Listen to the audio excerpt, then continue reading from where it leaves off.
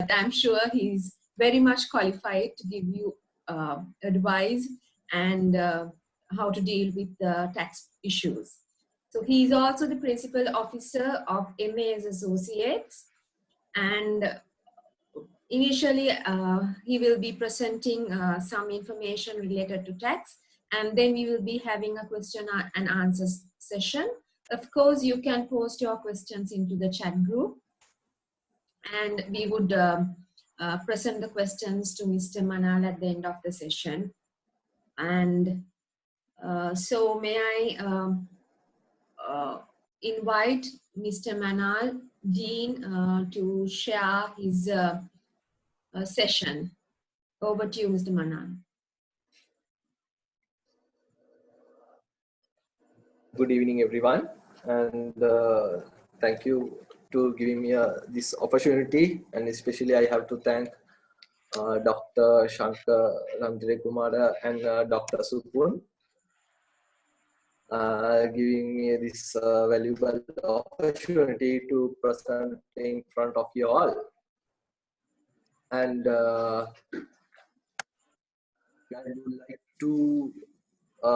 would like to we are MAS Associate. We are initially incorporated on 2016 with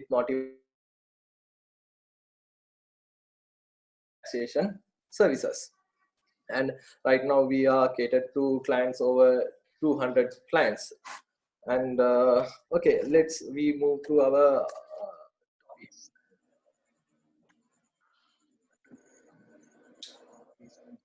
To personal income tax regime and how efficient you can plan it. Let's move our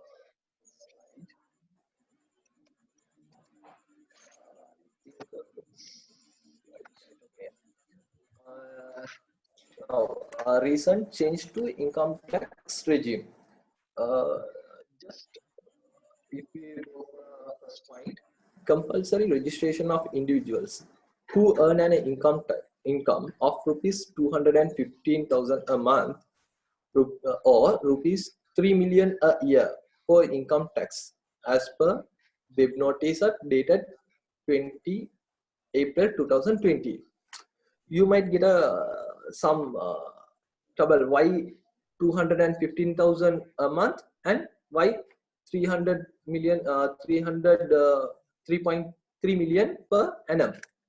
This is related to some of others can get less than 200,000, but end of the year they might get bonus and other benefits. So that 3 million come over. So that's why the DIR mean Department of Inland Revenue, they have given. Excuse me, Mr. Dean. Excuse me. Yeah. Have you shared your screen or? Yeah. But we can't see it. Can you share? Reshare the screen? Yeah, we also can't see the screen. Dean, we have to share the screen.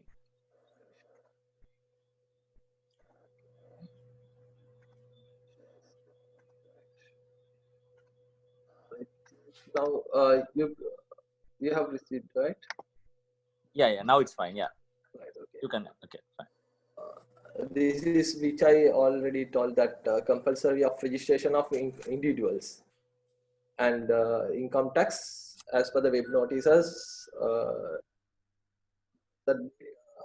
April 20th, and registration of income tax with effective from year of assessment 2019 and 20.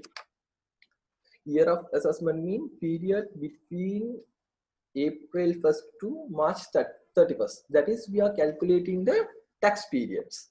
So now we are liable to pay or submit the return for 2019 April 1st to March 31st. That's why I mentioned here 2019 April 1st and March 31st 2020.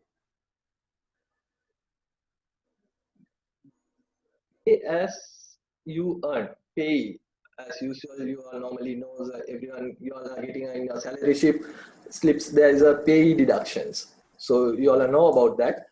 So that has been replaced with advanced personal tax. It's called APIT. So These tax they have recently introduced. So that earlier it was in the effective from before January 1st 2020. For paying a pay, you are not compulsory to register the personal income tax file. But after January 1st 2020, you are compulsory to register the income tax file, whatever the income you derived. It's mean more than 150,000 or more than 3 million per annum. And let's move on next slide. The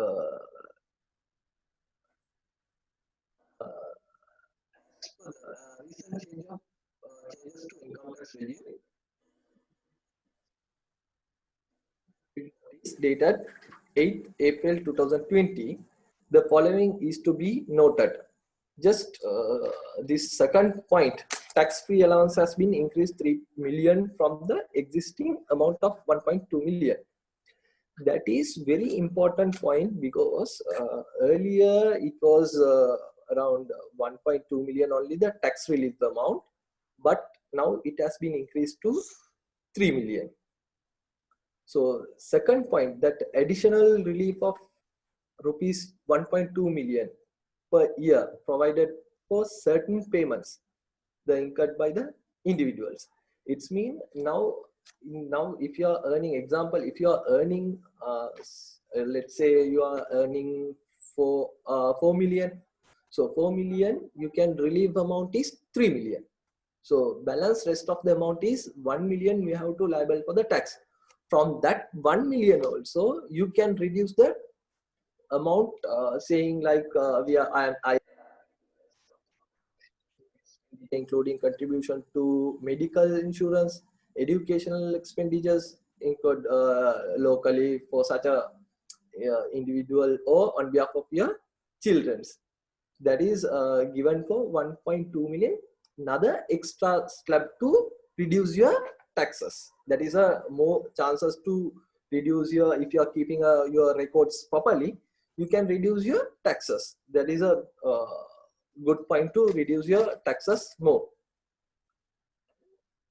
That recent changes in the tax for the rates period to prior to 1st of January 2020, you all know about 600,000 your first exempt amount, and first 600,000 you all are 4%, and likewise every 600,000 you all are liable to the pay rate of 8%, 12%, and 16%, and 18%, exceeding more than fifth of labs 24%. And after January 1st 2020, they have introduced another table saying first 300,000 is 3 million, sorry, 3 million is exempt. Hello. First 3 million is exempt, and from the second 3 million onwards, they are charging rate of 6%, and second 3 million they are charging 12%, and exceeding more than 6 million, 18% they will charge. So compared to 1st of January and before 1st of January and after 1st of January, they have maximum of amount their tax deduction rate is decreased to 18%. So that is also a big opportunity to reduce our taxes. Let's move our next slide. Year of assessment 19, obligation 20. This is very important to you. Note it for 1920 year of assessment. I hope you all are still now working on it for submitting the 1920 year of assessment. So this point is very important. Please note it down.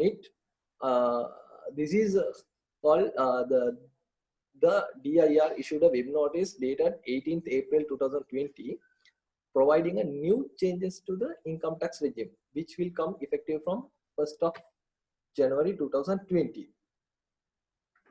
In the second point, it says, however, for year of assessment 1920, these changes will come effective from mids of year. It's mean already they have introduced in 2019 Jan also they have introduced the new tax, and again they have changed the income tax after presidential elections.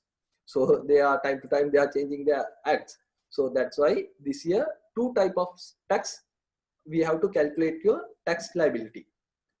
It's like for a 19 April, I told you, we are calculating our year of assessment from April 1st to March 31st. So based on that, our financial period, now we have to prepare for 1920 two tax computations. It's like 19 April 1st to 2019 December 31st. That during that period, you have to calculate as per the previous law, and 1st of January 2020, you have to calculate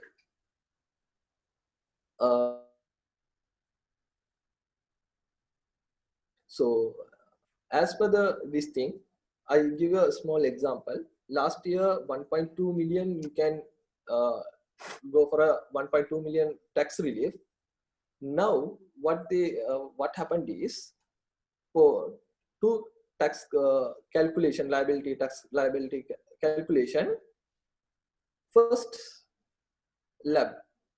tax calculation, you will 900,000 tax reliefs are there. First thing, and second, you in the after 1st of January, you will get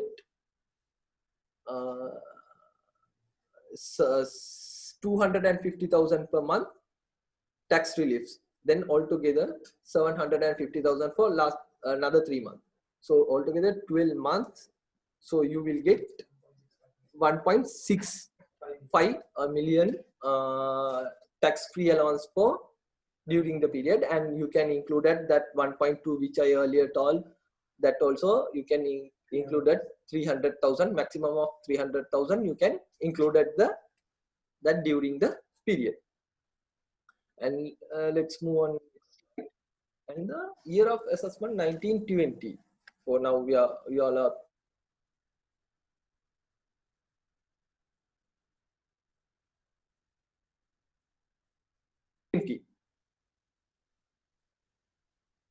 return to be lodged on or before 30th November 2020.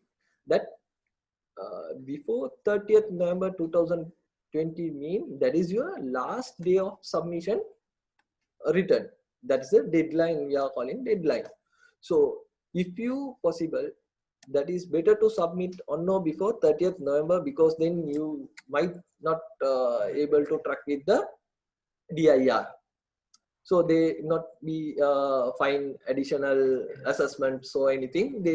You can reduce that part type of assessments. That's why we are maximum try to put it on or before 30th November. And third point, since set form has not been lodged, it should also be lodged once the individual is registered for the income tax. That set, what is the set? I will explain you in a detail in my next slides. That sets mean estimated of statement of estimated tax payments. That is, we will submit it normally before year started August. Normally we are submitting on 15th of August every year. So now that sets mean you have to calculate your future taxes. Then only you can submit the set form. So next slide I will be explaining you how we calculate and all. And next slide is year of assessment 2021. Now we pass the 1920 and now move forward to 2021. In the 2021, there is a installment payments with the set, which I earlier was told set statement of estimated tax. Based on that, we have to 5 installment payments are there on first installment and second quarter. That's go by quarterly, and final payment 30th September, which I told you that for 1920 we have to make the payment on 30th September 2020. Same as 2021, we have to make the final payment of 30th September. So first quarter is 15th August, second quarter is 15th November, third quarter 15th February, and fourth quarter 15th May. Final payments mean we have to calculate your total income that year of assessment, during the year of assessment, and what are the installment you have paid. You have to deduct that amount and you have to calculate your final payment. Sometimes it may refund, sometimes it's may you have to make the payment. That liability is also there. So you can go through the under table. I have mentioned the sections and all, so you can go through the sections. Any revision in the second point, any revision to set should be submitted to DIER. What is revision to set should be submitted to DIER? It's mean you will submit to this August 15th, you will submit to 2020 March 31st, you will submit the set. Once you submit the set, November, you will get a sum of benefits, benefits from your bonus or something from your employer. Then that should you record to the income tax department. So second revise, you have to give it to the income tax department. You have got the bonus or some benefits. That's why we put it that also. And third point, income tax return to be submit before 30th November 2021, earlier which I told. And now we'll come for a non-compliance. What's non-compliance? Explain. Non-compliance means failure to register. If you failure to register personal income tax, then the DIR, the Department of Inland Revenue Department, might charge penalty not exceeding 50,000, maximum of 50,000. Section I have mentioned, section according to section 177, and delay in installment 10% of tax due. That also I have mentioned for the section for your reference. That delay in installments mean, which I already inform you that installment every quarter. If you failure to submit the on-time tax, they might charge 10% of tax. That's what it's saying. Fraudulently and negligent underpayments, and 75% of tax due if, and tax due more than 10 million or tax due 25% of tax liabilities. It's mean if you are take an example, if you have a 10,000 tax amount, you have made the payment 4,000 or 6,000, then there are underpayment of 40% is not you all are paid. So for that, they might charge 75% of tax due. That's what we have mentioned here. And otherwise, they might charge 25% of tax penalty based on your case by case. They will charge. Non-compliance interest. This mean if you are not paying the taxes, not paying your, not submitting your returns, based on that they might charge 1.5% on tax due component monthly.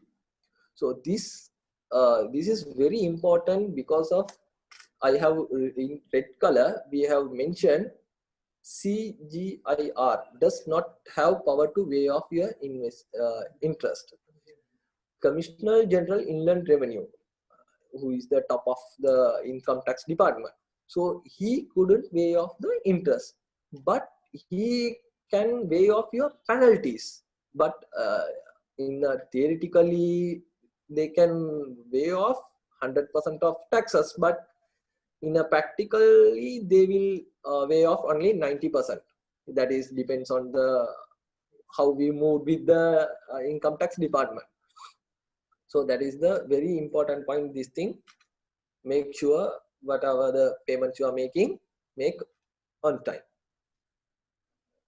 Can assist you. So basically, we can assist you on registering of if you are not registered. So we can register you as a taxpayer and file your income taxes. File your income taxes set. I mean statement of estimated tax on time. We will submit it on behalf of you, and self assessment also quarterly we will on behalf of you we will calculate it and we will submit to the IRD. And annual return on November 30th we have to submit all those returns, whatever the income you derived, all those income we have to submit to the IRD. So after that there is a documentation maintaining part is very important to you all to keep your records track on and submit to the IRD or your personal supports. So we will that too, maintaining your document parts. If you're providing your documents of copies, emailing or giving a hard copy, we will maintain your document part as well. So that's it. If you all need any clarification, any questions you have on this presentation or on practical issues, you may ask. Giving this opportunity to us. Hello. Thank you very much, Dean, for that very informative presentation. I think from the participants, if you have any questions, any clarifications from Mr. Dean, he would be much happy to share his expertise with you all.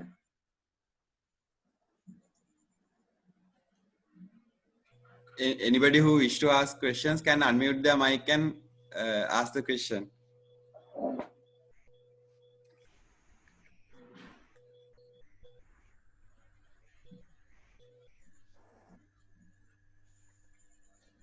There's a question posted to the chat group. What's withholding tax? Question.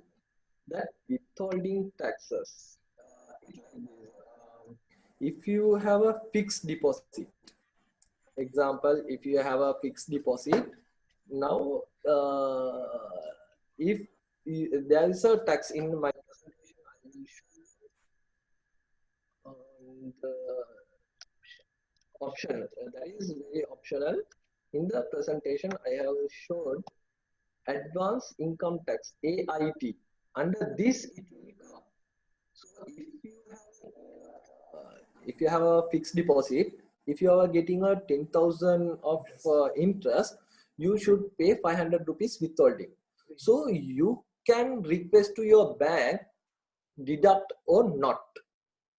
If you not deducted, you should calculate that period and you have to make the payment. Otherwise, that bank has to deduct and you have to claim that as a credit. So that is optional thing.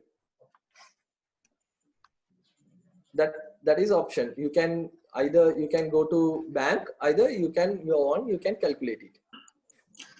I think bank says they are not deducted for the only except the senior people. No, the act saying you can request to calculate, request to deduct, or you can calculate it. Both, either way you can do it. Dean, what's the thing usually happen? I mean, what usually happens is whether it is deducted by the bank or whether Earlier, before January 2020, January 1st, it is compulsory to deduct the bank. But now it's optional. Now, as of my one or two clients are there, they are not deducting with the bank. They are calculating their own, and they are paying the taxes. Quarterly basis or annually, they are making the payment. so now that means now usually bank does not deduct that tax, but instead they are sort of allowing us to deduct and pay from our sort of when we are paying the tax, right? That is up to you. You can decide to make the payment. That is, you can decide to calculate or ask them to bank to deduct. That is up to you. The default thing would be not deducting at this moment. Default thing also not be deducted. You should request.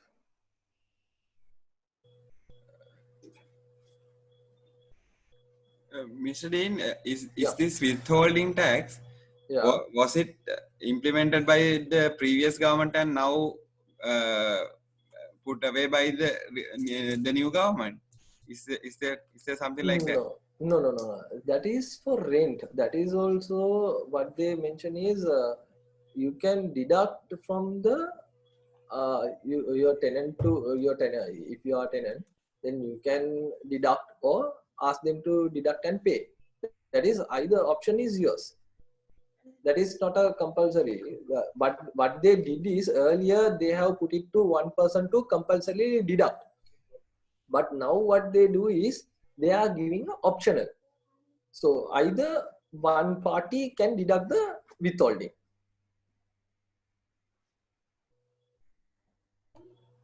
Okay. One more question. Yeah. I didn't follow this from the beginning. Anyway, Okay. I want to know how they select you are a taxpayee or not. Right. I will go my slide on the first. This is the first point of the our slide. We have mentioned the 215,000 above or 3 million annual turnover, annual income is there. You are the liable taxpayer. If you not declare that, they might find through SLMC, your institution, they can find your NIC, they can find out if you are liable or not, because you all are doing the private practices and the clinics. So that clinic might register as a sole proprietorship or something. So they might caught that through your NICs. Okay, thank you. But how are they going to calculate the income from a private practice? For example, there are private practices which get more than 100 patients for a session, Right. and there are practices, recently started ones where there will be sometimes no patients Right. per day. So just because we have registered ourselves that we own a private practice, how are they going to calculate the amount, our income? Right. Okay. It's like this. If you go for if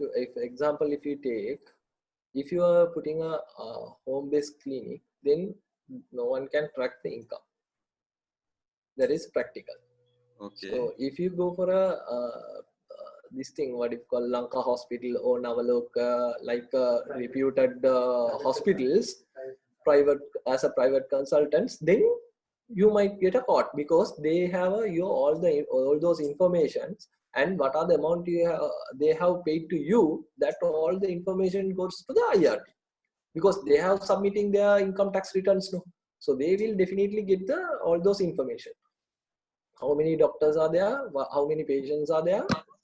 So they might caught because if they can't tell about 10 doctors we are making thousands of patients we are checking.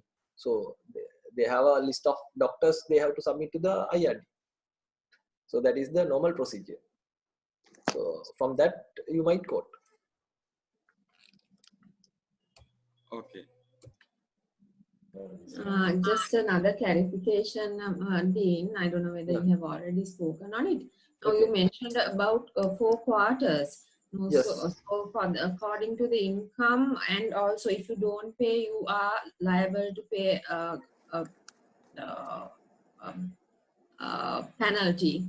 Yes. And so does the penalty imposed for each quarter or for a year? No, it is imposed to each quarter. That penalty is they are making each quarter. So, So because basically, every quarter you have to keep in touch and pay your taxes. yes, definitely, because each quarter, that's why we are submit. They are preferred to. They have request to submit the statement of estimated tax. Based on that, you have to calculate your quarterly income tax, and you have to make the payment according to that set. That's why I told you that in the point 2, I have mentioned any revision to set. It's mean sometimes you might get a bonus or benefit from your employer. So that should be also, you have to record it.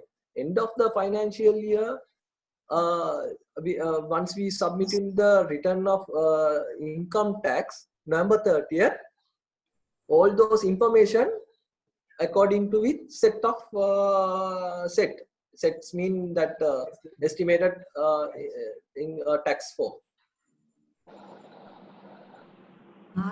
Thank you, Dean. And just another question. I don't know whether it is relevant for the taxpayers, but for curiosity, what is the reason behind for the government changing from the payee format to APIT format? That is a good question. The thing is, normally that government came for to our Mr. Gotabaya Rajapaksa, he wants to take over the presidential election, so he gave the sum of reduce of taxes. So he has increased those slabs and everything. We are making a government and all. So after that, after COVID-19, they have suffered with without pay to run the government. So that's why they have imposed this APIT tax reintroduced as a payee. So earlier they have removed the payee, now they have imposed the APIT. That is reason behind the reason is actually the government couldn't run without the payee. That income is main income of the government. That is the main reason. Basically, with the new system, are the taxpayers at an advantage, or the people who are earning more are under more pressure, and the people at the lower slabs are at an advantage? Any explanation on? No, I didn't get you. Can you repeat? No, now please? with the new system, the APIT system, and all these introduction of different slabs for the income and taxing and so on. In your opinion, what do you think? Are the taxpayers at an advantage, or maybe the people in the lowest slabs are at an advantage and the higher slabs at a disadvantage? Any idea? Because it's very difficult to understand how this new system is having the impact on the payees and the benefit for the government and so on, for the curiosity of sake. Right.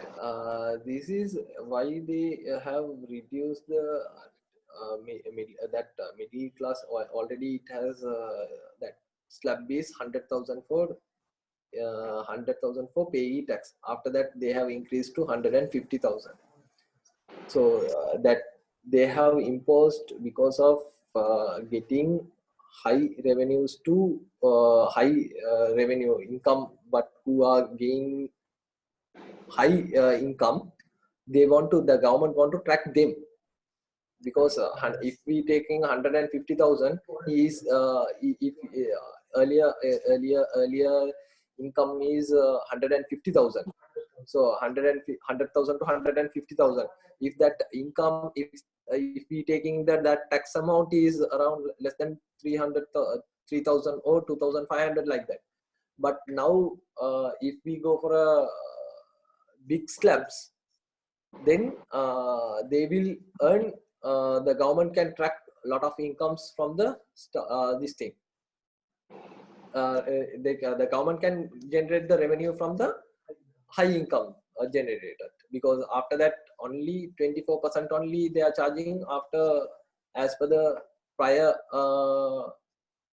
to January 1st 2020, exceeding whatever the amount, 24%. Now exceeding 6 million, they are charging 18%. Just if you are calculating that rate is very reduced, but they are claiming taxes is very high.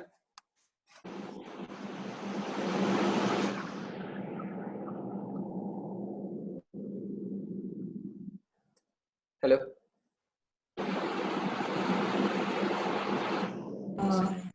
Sankat, do you have another question?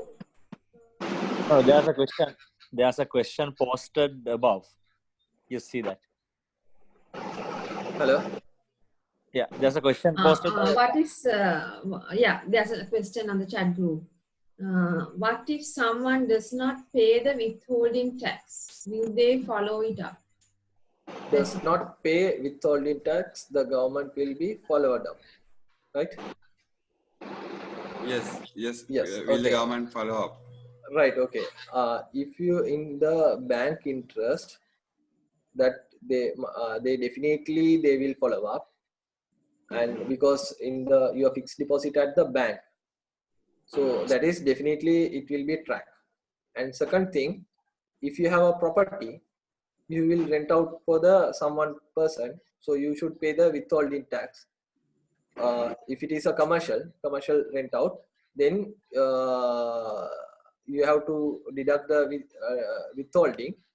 That also, if you not deducted, they can trace it out through the land registrar, because that property is under your name. End of the year of in the return of income tax, you have to mention your what are the properties you have movable and immovable properties, everything you have to disclose. From that they can find out whether you have, what are the properties you have, which property you have given to the rent, and likewise they can find out. Mr. Dean, now is there a process for a taxpayer? I mean, a person who is already paying tax, Okay. to get a reimbursement of this withholding tax or something? Yeah, that chance is there. If like we will, I'll give you an example. Okay. Now, if you are making a after your calculation, every calculation, end of the calculation, you will get 200,000 tax liability, right? So you have paid withholding tax roughly about 100,000. You can deduct that as a credit. So only you have to pay 100,000. If your tax liability also 200,000, but you already paid thought the withholding another 100,000. So that amount you can credit from your income tax liability. Okay.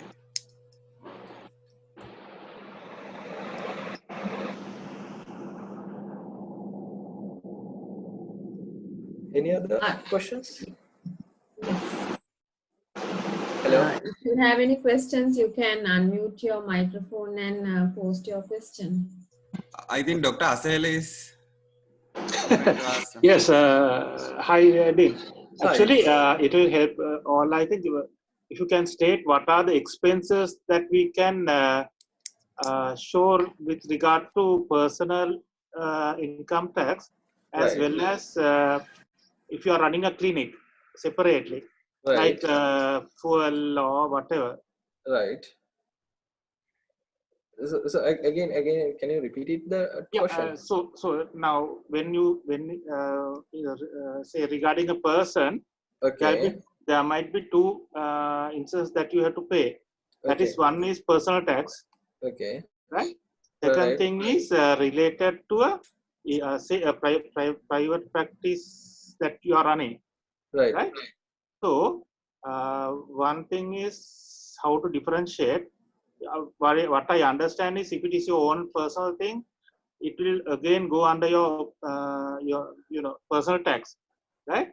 And but if it's a a registered limited liability or something like that, it will run on its own, No, right? So no, it's like this. If you register, if you are doing a private consultation or private clinic under private limited company, in the private limited company, you might get, you can get the dividend declaration and director salaries. yeah. So this also will come as a your business income, personal business income. And second, there are three type of incomes they have introduced, given. One is employment income, second is business income, and third one is invest income. So investment mean your fixed deposit and all other things, and business income mean private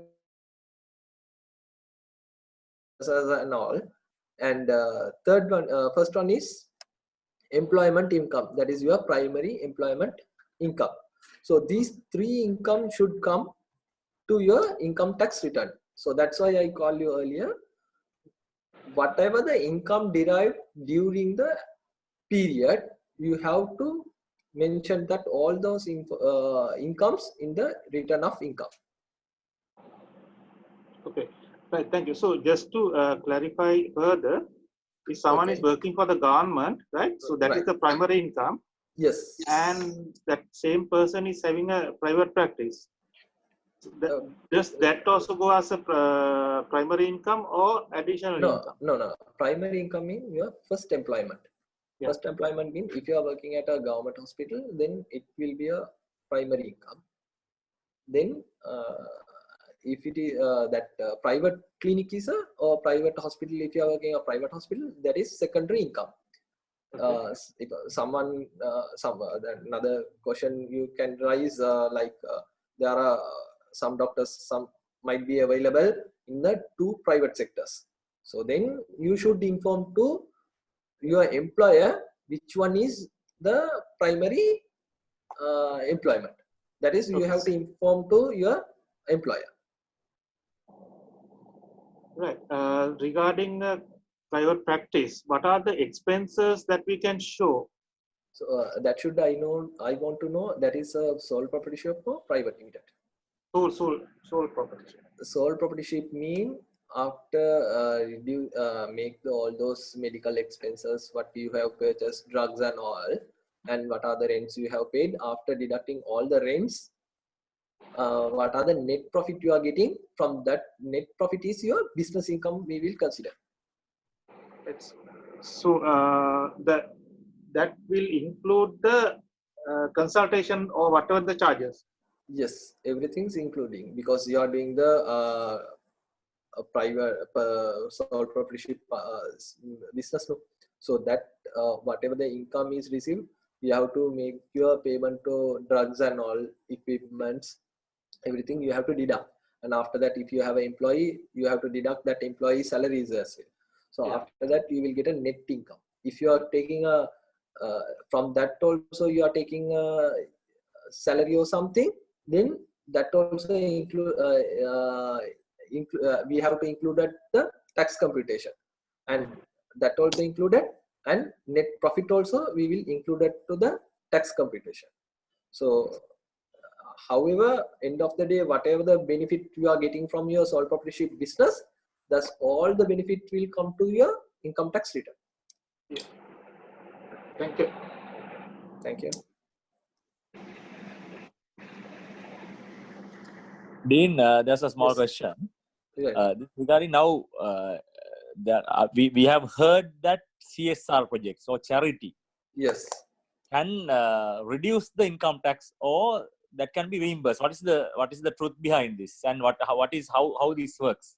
No, CSR mean you are meaning charity of approved charity or something. Say I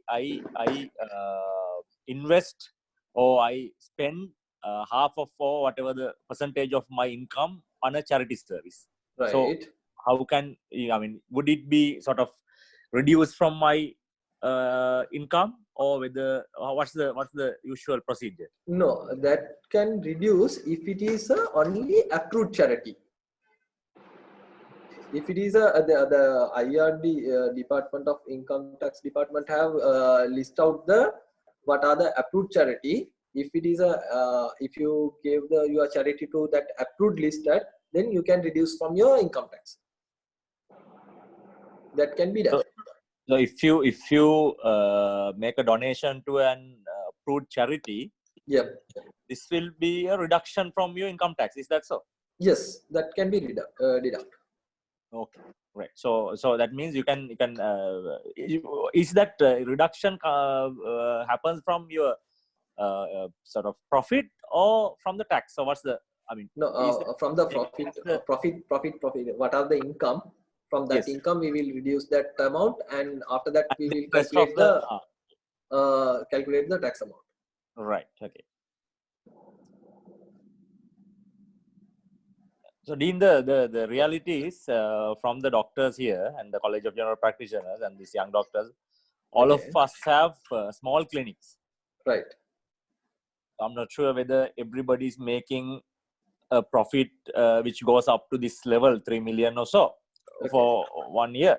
But say, do you think declaring your income is better than, I mean, not declaring it? So declaring income will, I mean, even by declaring income, if it doesn't go up to the limit of the taxation, so that is better than officials to come and find out your profit. What's your opinion on that? It's like this. I couldn't tell you how private clinic have to manage it, because there is a tax thing. So if you come for a personal thing, then I can guide you how to manage those personal clinic incomes and all. So that is a separate thing, because this is an online session, right? So I think you will understand. Yes. Yeah. What I'm telling is, now say this is not, now the income is not taxable. Say income is not going up to the 3 million. Right? Not going to up to 3 million. Up to 3 million, but still, do you think it's wise to declare and open the tax registration? And no, if not, that private clinic is not making a 3 million, that is separate. But whether you are getting a income from your government hospital or private hospital, it is more than 250. You should register this thing. What do you call it? Personal tax fee. That is compulsory. Okay, say now I'm getting 200,000 from my government clinic, right? Right. Or say there are people who get less than that for a month. So let's take it as an annual thing. Right. So annually, if my entire income is less than 3 million, but still, you think that the tax registration has become compulsory, right? No. If total income is for to the year of assessment, during that period, if you are not derived the 3 million income, you are not compulsory to register this thing, taxpayer. That's not compulsory. So this pay tax, if the pay tax or APIT is imposed, now every one of us is paying, right? Yes, everyone has to register more than 250, or annual income is 3 million above. So it's again, if you are only you are under taxable income, only you have to open a tax file, right? Is that yes. Right. Okay, that's fine. Dean, if I put the question like this, now I think when we import a vehicle for the permit, we all have to open a file right? Yes. So we will have a number, TIN number and all that. Yes. So when that happens, even if you are not, I think this is what Dr. Sankar was asking. Yes. Even if you are not earning an income up to this 3 million or whatever the slab, the limit, Okay. still do we have to submit, or we have to say that we are not, this year we have not earned up to that level? No, if you are getting a vehicle permit, that is a good question. If you are getting a vehicle permit, that roughly about, can you tell me what is the value of your vehicle permit? No. What I mean is, when we import a vehicle, Okay. right? Anyway, we have to open a file. Yes. So I think most of us will have files open for us. Okay. Right? Then you should show your return of income tax department. If you are not liable to pay, you not need to pay the income tax. That's all. But still, we have to submit our returns. Right? Return should submit. That is compulsory. Yeah, that's what I think Sankar was asking. Right. Another small question, Mr. Dean. Yes. For the tax deductions, you have mentioned as examples health expenditure and educational expenditure incurred locally. Yes. So I suppose if we do any CME activities contributing, we can get a tax reduction. That should go case by cases, because if they have mentioned health expenditure and insurance and all, but still they have not confirmed whether we can deduct health, life insurance planning and other things. So locally, that education, your own education expense can be deduct. That also case by case we have to verify with the Department of Inland Revenue. Then only we can tell whether you can deduct or not. Now in countries like UK, they specifically say there are compulsory CME, that is attending academic sessions or any training programs that can be reduced from your tax. No, that can't. But in our country, is there a system like that? No, that can't be deducted. Professional courses, they are not included. As of now, not confirmed yet. But in future, might they confirm or not? We couldn't say that thing. Okay. Thank you, Dean. One more question. Can I? Yeah. Yes. Yeah, sure. Please. If you get some income as a gift, for example, from your parents, will it be calculated, or will it be? Gift income, that also calculated. That is also some source of income for your personal. Okay. Yeah, only it in a sense money, if it is a money only, no? If you get a land or property. No, whatever land or property if you are getting, that also that is depend on the cases. And if you are getting if you are getting a parent land to you, then your stamp duty, first registration stamp duty is free. But what are the income you are derived from that property, that should be taxable. Okay, thank you.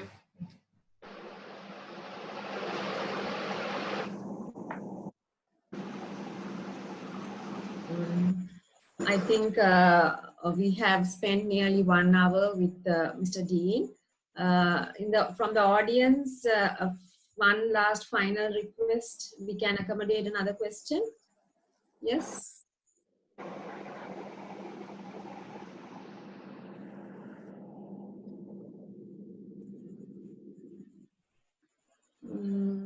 So it looks like all the participants have got clarifications for their burning issues. And so may I wind up the session? Very big thank you to Mr. Excuse me. Sure. There's a small feedback which I will launch now. I hope participants will feel it. Yes, please do. It will It's on the screen now. It's visible to everybody. So please take a few minutes and submit your feedback.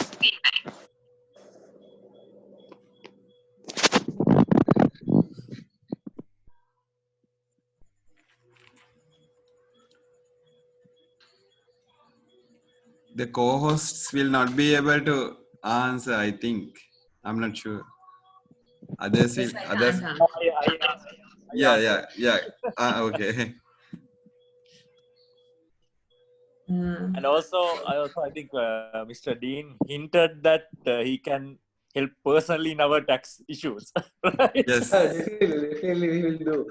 Anyway, if you need any tax updates, if you all give your contact details, so we have already we have updates WhatsApp groups. So I can create a group for you all, and we can send it time to time. Whatever the tax updates are coming, we will update you in timely. Or based on if you are giving an email address, we will forward it those whatever the income tax updates. Actually, we hope to work with you in future as well. So Thank you. to know how we can work together. Sorry. No, we hope to work with you in future as well. So I'll let you know that how we can work together, right? Right. Sure. Thank you, Mr. Ramesh. So thank you very much for being here with us. I hope everybody has responded to the feedback form. And thank you very much for sharing your expertise with us today. And also, if you do have your contact details, you can share it on the screen, or anybody who is interested in contacting Mr. Dean could contact me or Sanka. So with that, we can give you the contact details for any personal advisors. And as Sanka mentioned, for future GP Cafe sessions, if any of our participants think that a similar then of course we can arrange one again with Mr. Dean. And there's